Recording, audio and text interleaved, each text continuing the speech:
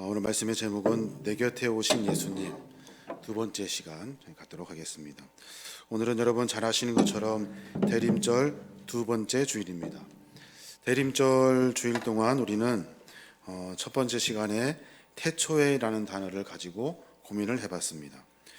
창조 이전에 계셨던 예수 그리스도, 창조 이전에 계셨던 하나님, 그 하나님을 우리가 함께 고민해 보았죠. 다 드러나지 않은 어마어마한 우주를 지으신 분, 우리가 인식할 수 없는 영혼의 세계, 그리고 또 상상할 수도 없는 우주의 공간, 영광스러운 하나님 나라의 주인, 바로 그분이 예수 그리스도라는 거예요. 영원, 천국, 영생 혹은 하나님, 이런 주제들을 붙들고 실험하다 보면 사도 바울이 했던 그의 고백이 생각이 납니다. 고린도전서 3장 12절의 말씀인데, 우리가 지금은 거울로 보는 것 같이 희미하나 그때에는 얼굴과 얼굴을 대하여 볼 것이요, 지금은 내가 부분적으로 아나 그때에는 주께서 나를 아신 것 같이 내가 온전히 알리라. 지금 우리가 사용하는 이 거울은 굉장히 선명하게 솜털까지 다 보이는 거울이지만, 당시 사도 바울 시대에 사용했던 거울은 청동 거울입니다. 그래서 대강 윤곽만 보이는 그런 거울이죠. 그래서 사도 바울이 그렇게 말하는 거예요. 우리가 영원, 천국, 영생, 하나님 이런 것에 대해서 고민할 때 거울과 같이 뭔가 있는 것 같은데 확인하지 않고 확실하지 않고 이렇게 흐릿한 것처럼, 이제 마지막에 결론적으로 얼굴과 얼굴을 대하여 보는 것처럼 선명하여질 거라고 우리에게 말하고 있는 겁니다. 천국에 대해서, 영혼에 대해서, 그리고 영생에 대해서 우리는 다 알 수도 없습니다. 다 표현할 수도 없어요. 그런데도 부단히 알아가야 하고 할 수 있는 대로 우리가 표현해야 되고, 그래서 그래야만 우리가 몇 년 예수 그리스도에 대해서 조금씩 더 깊이 알아가게 되는 겁니다. 성령께서는 요한으로 하여금 나사렛 예수 그리스도 이야기를 시작하면서 천지 창조의 이전에 있었던 그 태초의 이야기를 향하여 시선을 딱 고정시켜 놓았습니다. 그래서 이렇게 선포하고 있는 거예요. 요한복음 1장 1절에 태초에 말씀이 계시니 이 말씀이 하나님과 함께 계셨으며 이 말씀은 곧 하나님이시니라. 이제 성령께서 요한의 소를 빌려가지고 또다시 글을 쓰게 하시는데, 그 시선을 이제 다시 바꾸어 주십니다. 뭐라고 하시냐면 14절의 말씀이 육신이 되어 우리 가운데 거하시매. 말씀이 육신이 되어 우리 가운데 거하셨대요. 그 말씀은 태초에 계셨던 그 말씀이에요. 태초, 창조 이전에 있던 그 말씀이 이제 우리 가운데 거하게 되었다는 거예요. 아무것도 창조되기 이전에 태초라는 그 눈길을 돌리게 했던 그 성령님께서는 이제 남루하고 그리고 보잘것없고 죄 많고 형편없는 우리들 가운데 예수 그리스도의 하나님의 은혜가 우리 가운데 임하게 되었다는 거예요. 이것을 뭐라고 하냐면 성육신이라고 부릅니다. 성육신이라는 말은 거룩한 육신이라는 뜻이 아니라 육신이 되었다라는 말이에요. 이룰 성자를 써서 육신이 되었다. 한자로 하면은 화육이라고 말합니다. 화육. 그 뜻을 담아가지고 나름대로 새롭게 번역을 한 거예요. 말씀이 되시는 그리스도께서 사람이 되어 우리 가운데 사셨다는 거예요. 말씀이 되신 그분께서 사람이 되셔서 우리 가운데 함께 동행해 주시고 계시다는 거예요. 여기서 말하는 사셨다라는 단어, 이 단어의 깊은 의미 속에는 텐트라는 의미가 들어있습니다. 텐트가 뭡니까? 텐트는 우리가 완전히 주거하려고 거기에 살으려고 집을 짓는 것이 아니라 잠깐 있으려고 치는 집이에요. 텐트. 사셨다, 주께서 우리 가운데 사셨다라는 그 의미 속에는 잠깐 우리 안에 거하셨다는 그 성서적인 의미가 들어있는 거예요. 이렇게 보면은 그 여러 가지 것들이 다시 부각되게 되는데, 태초의 말씀이 인간의 모습으로 나타난 것은 일시적인 사건이라는 거예요. 예수님께서 우리와 함께 계셨어요. 예수님께서는 이 땅에 오셨는데 33년의 짧은 시간을 사시고 다시 하늘로 가신 거예요. 이것이 영원이라는 차원에서 긴 시간을 가지고 마음껏 그 안에 계신 하나님께서 인간에게 오셔서 33년이라는 짧은 시간 동안 계시면서 그 기간이 완전히 도드라지게 된 거예요. 인류의 역사만 생각해봐도 예수님의 30년의 인생은 아주 짧은 시간에 불과하다는 거예요. 영원의 시간에 비하면 아주 작은 점과 같은 시간이에요. 그런데 주님이 이 땅에 오셔서 우리 인류에 많은 업적을 남기시고 그리고 인류에게 하나님의 은혜를 깨닫게 하신 거예요. 성인들이라고 우리가 부르는 많은 사람들이 있습니다. 성인들, 석가모니는 80세까지 살았대요.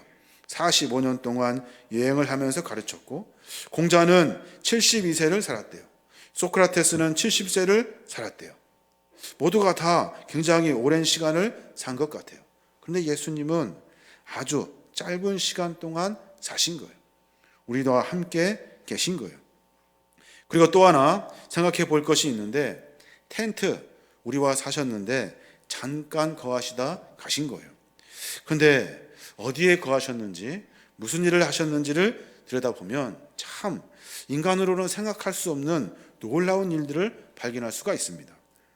값비싼 것도 아니고 고급스러운 것도 아니고 화려한 것도 아니고 대단히 높은 것도 아니에요. 주님은 텐트같이 볼품없는 곳에 거하셨던 거예요. 마음껏 허름하고 얼룩지고 헤어지고 닳아버린, 사람들에게 마음껏 자랑하고 싶은 그런 집이 아니에요. 아주 초라한 곳에 주님께서는 오신 거예요. 자주 옮겨 다녀야 하기 때문에 텐트, 아주 보잘것없고 초라한 곳에 오신 거예요. 인간으로 오셨을 때 그 모습이 유목민들이 생각했던 텐트, 볼품없는 곳에, 그곳에 임하셨던 거예요. 모든 것을 창조하신 분이, 어마어마한 위엄과 영광을 가지신 분이 인간이 보기에도 하찮은 허름한 텐트 같은 마구간에서 태어나신 거예요. 이집트 왕이 옷을 멋지게 입고 그 위엄을 뽐내면서 마구간 같은 곳에 앉아있다 생각해 보십시오. 하나님은 모든 것을 다 이루신 분이시고 천지를 창조하신 위대하신 그 하나님이 인간에게 오시기 위해서 낮고 천한 곳에 오신 거예요. 텐트보다 더 볼품없는 곳에 오신 거예요. 이름 없는 처녀 마리아를 어머니로 택하셨고, 목수 요셉을 아버지로 택하셨고, 이름 없는 동네 베들레헴을 어느 누추한 곳을 탄생의 장소로 삼으셨고, 짐승의 먹이통을 잠자리로 선택하셨다는 거예요. 이스라엘 역사 한 번도 그 역사 가운데 거론된 적 없는 동네 나사렛을 고향으로 삼으신 거예요. 하나님이 텐트를 치고 그 속에 앉아 계신 거예요. 기독교가 다른 종교와 차원이 다른 이유가 바로 여기에 있는 겁니다. 다른 종교는 모든 신들은 사회의 엘리트 계층, 부유한 계층을 공략합니다. 그들을 통해서 일하는 것을 엿볼 수가 있어요. 그래서 이 고대 이집트 왕은 태양의 신을 섬깁니다. 그래서 자기가 태양이 되어 있어요. 그런데 예수님은 그렇지 않아요. 가장 낮고 천한 곳에 오신 거예요. 구약과 신약의 하나님은 가난하고 힘없는 사람들과 함께 죄인인, 나 같은 죄인인, 형편없는 나를 만나시기 위해서 이 땅에 오신 거예요. 예수님의 탄생과 성장 그리고 그 공생애를 잘 관찰해 보면 그분은 자신이 가난한 가정에서 탄생하셨고, 가난한 사람들을 찾아가셨고, 가난한 사람들, 죄 많은 사람들, 죽을 수밖에 없는, 그래서 다른 사람들에게 손가락질 당하는 사람들에게 직접 찾아가셔서 그들의 마음을 위로해 주시고 그들을 새롭게 일으켜 세워 주신 거예요. 이것이 다른 종교와 뚜렷한 차이가 있는 거예요. 말씀이 육신이 되었다. 말씀이 육신이 되었다는 이 말은 여러분 깊은 의미를 가지고 있어요. 보잘것없고 형편없는 우리에게 그 위대하신 온 만물을 창조하신 그분께서 우리와 함께 계시기 위해 우리에게 오셨다는 거예요. 30년, 33년의 짧은 인생을 살았던 그 예수님. 모든 활동 기간 3년의 짧은 시간이지만 모든 사람들에게 하나님의 은혜를 만나게 하셨던 거예요. 아무것도 내세울 것 없는 부모에게 태어난 그 사람, 교육과 경험이 전혀 없는 변변히 내세울 것이 없는 그 사람, 그리고 마침내 십자가에서 비극적으로 생을 마감할 수밖에 없는 그 사람, 그 사람이 바로 우리를 구원하시기에 오신 예수 그리스도라는 거예요. 겉모양만 보지 말고 그 짧은 시간 안에 농축된 영혼을 보고 변변치 못한 이력을 담긴 영원한 존재를 보아야 하는 거예요. 매력적이지 않지만, 외모적으로 볼품이 없지만 태초의 말씀, 그 말씀이 우리에게 오셔서 우리로 하여금 다시 영원한 생명을 얻게 하신 거예요. 그래서 요한복음 1장 14절의 후반부는 요한이 그 사실을 깨닫고 그렇게 기록하고 있는 거예요. 우리가 그의 영광을 보니, 그의 영광을 보니 아버지의 독생자의 영광이요 은혜와 진리가 충만하더라. 보니, 무엇을 본 거예요? 무엇을? 그의 영광. 다른 사람들은 볼품없고 그리고 거지 같고 형편없고 가난하고 형편없는 그를 보고 있지만 요한은 지금 그의 영광을 보고 있는 거예요. 보니, 보았다라는 단어, 그 단어를 깊이 분석해 보면 주의해서 보다, 집중해서 보다라는 의미가 그 안에 담겨져 있어요. 예수 그리스도를 향하여 집중해서 보고 있는 거예요. 예수 그리스도가 어떤 분인지 주의해서 보고 있는 거예요. 예수는 맨날 귀에 들리는 그런 하찮은 이름이 아니라 과연 나에게는 어떤 분이신지 주의 깊게 아주 자세하게 들여다봐야 한다는 거예요.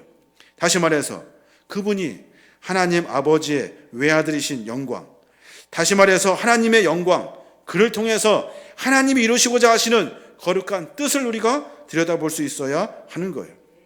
사랑하는 여러분, 여러분은 예수님을 어떻게 보고 계십니까? 예수님은 여러분에게 도대체 어떤 분이십니까? 분명히 여러분 입술로 분명히 고백할 수 있어야 하는 거예요. 예수님에게서 하나님의 영광을 볼 때까지, 예수님에게서 하나님의 뜻을 찾을 때까지 유심히 관찰하고 집중하여 들여다볼 수 있어야 하는 거예요. 겉으로 보여지는 것, 그저 귀에 들리는 예수라는 두 단어가 귀로 들렸다가 그냥 빠져나가고 흔적도 없이 사라지는 것이 아니라 예수를 분명히 내가 고백할 수 있어야 하는 거예요.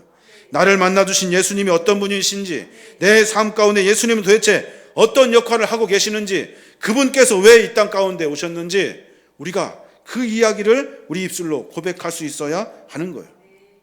예수님과 함께 살았던 고향 사람들의 이야기를 들여다보면 참 기가 막힙니다.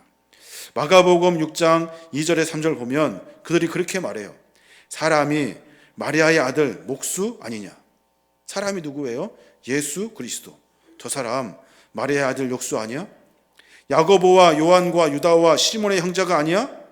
그 누이 우리와 함께 여기 있지 않았어? 그러면서 예수를 배척합니다. 자세히 들여다보지도 않고 집중해요 쳐다보지도 않고 그분의 뜻이 무엇인지 알려고 하지도 않아요. 매번 같이 살았는데도, 동네에 함께 있었는데도 모두가 다 그렇게 말하고 있는 거예요. 예수님의 고향 사람들은 그분에 대해서 잘 알지 못하고 있는 거예요. 사랑하는 여러분, 우리도 마찬가지 아닙니까? 우리도 매번 예수에 대해 듣고 예수에 대해서 말하고 예수에 대해서 고백하지만 예수님이 어떤 분이신지 우리가 분명히 고백할 수 있어야 하는 거예요. 예수님을 고민하고 또 고민하고 또 고민하고 또 고민하고 묵상하면 묵상할수록 외아들이신 하나님의 영광이 보여지게 되는 거예요. 나같이 형편없고 죄 많은 나를 구원하시기 위해 이 땅에 오신 예수님을 발견할 수 있게 되는 거예요. 세상에 많은 것들을 창조하시고 천지를 창조하신 그 하나님께서 나 때문에 보잘것없고 형편없는 내 마음과 삶 가운데 주께서 찾아오신 거예요. 사랑하는 여러분, 여러분은 나사렛 예수를 어떻게 생각하고 계십니까? 그분을 누구라고 이야기하고 있는 거예요. 그분을 통해서 하나님의 영광을 볼 수 있어야 하는 거예요. 그래야 그리스도인의 삶을 살 수 있는 겁니다. 대림절을 지나면서 매년 반복되는 절기가 계속해서 돌아오고 있습니다. 대림절을 지나면 성탄절이 됩니다. 우리가 그 기간을 기다리면서 예수 그리스도를 고민하고 기다린다고 말하지만 사실은 바쁘고 분주하고 그것보다 더 중요한 일을 쫓으며 살아가고 있지 않습니까? 그러면서 예수에 대해서 고백하고 말해야 되는데 그런 것들은 다 덮어놓고 그저 예수 믿는 척하며 예수를 아는 것처럼 이야기하고 설명하고 그렇게 있는 거예요. 제가 한때 그렇게 살았던 것 같아요. 저희 아버님은 목사님이셨어요. 그래서 교회에서 살았어요. 문만 열면 교회예요. 많은 다른 사람이 봤을 때는 예수님을 잘 아는 것 같아요. 예수님을 잘 믿는 것 같아요. 그 무엇보다 교회에 대해서, 예수에 대해서 잘 아는 것 같아요. 제 안에 있는 무거운 짐은 나는 예수를 모른다는 거예요. 고등학교 때 예수에 대해서 이야기하라고 말하고 하면 들었던 이야기는 하지만 내 안에 있는 예수를 고백할 수가 없어요. 말할 수가 없어요. 예수가 누구인지 분명히 고민하고 내 입술로 말하고 고백할 수 있어야 되는데 그 고백이 되어 있지 않는 거예요. 거기에 대한 그 마음의 무거움이 너무나도 컸어요. 예수가 누굽니까? 예수. 여러분에게 예수는 누구예요? 여러분 입술로 분명히 말할 수 있어야 하는 거예요. 내 삶 가운데 개입하시고 일하시는 하나님, 천지를 창조하신 그 하나님이 우리를 위해 이 땅에 오셨대요. 우리를 위해 이 땅에 오셔서 나 같은 죄인을 살리시기 위해서 십자가에 달려 돌아가셨대요. 말도 안 되는 이야기를 듣고서 어떻게 우리가 그대로 앉아 있을 수 있습니까? 우리가 분명히 깨달아야 될 것은 예수 그리스도가 나와 무슨 관계가 있는지, 예수 그리스도가 나와 어떤 관계가 있는지 여러분 분명히 고백할 수 있어야 하는 거예요. 그분의 말씀이 하나님의 절대 진리에 연결되어 있고 그분의 사랑이 하나님의 사랑으로 말미암아 흘러나오게 되고 그분의 행동이 하나님의 마음에서 나오는 것이라는 사실을 알고 깨닫게 되면 우리의 삶이 달라지고 변화되게 되어 있는 거예요. 그분을 고민하지 않으니까 우리의 삶 가운데 삶이 변화되지 않는 거예요.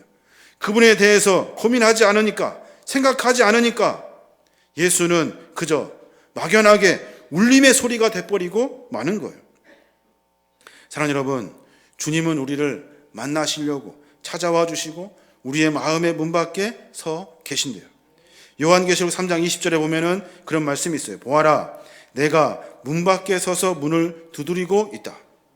누구든지 내 음성을 듣고 문을 열면 나는 그에로 들어가서 그와 함께 먹고 그는 나와 함께 먹을 것이다. 이게 무슨 말입니까? 이게 무슨 말이에요? 주님은 이미 내 마음 밖에 서 계신대요. 두드리고 계신대요. 그 음성을 듣고 내가 주님이 어떤 분이신지 고민하기 시작하면 주님이 무엇을 위해서 나를 위해서 하셨는지 그 일을 생각하고 묵상하게 되면 그분이 내 마음 가운데 들어오게 되어 있다는 거예요. 그래서 그와 함께 먹고 그와 함께 먹을 것이며 그와 함께 살게 되는 거예요. 이게 바로 그리스도의 삶의 모습이 되는 거예요. 그 마음의 문은 손잡이가 밖에 있는 것이 아니라 안에 있대요. 안에.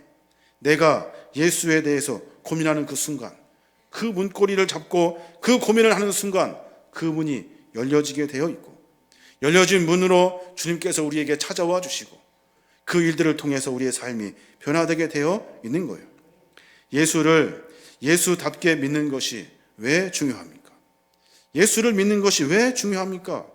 우리는 예수를 믿어서 유익을 얻는 것이 아니라 우리는 예수를 믿어 예수님이 어떤 분이신지 그분에 대해서 우리의 삶이 어떻게 달라져야 되는지 분명한 고백을 가지고 있어야 하는 거예요. 예수님을 그저 요술방망이로 안다면 수준은 거기에서 그치는 거예요. 예수님을 위대한 스승으로 믿는다면 그 위대한 스승의 분량만큼만 믿게 되는 거예요.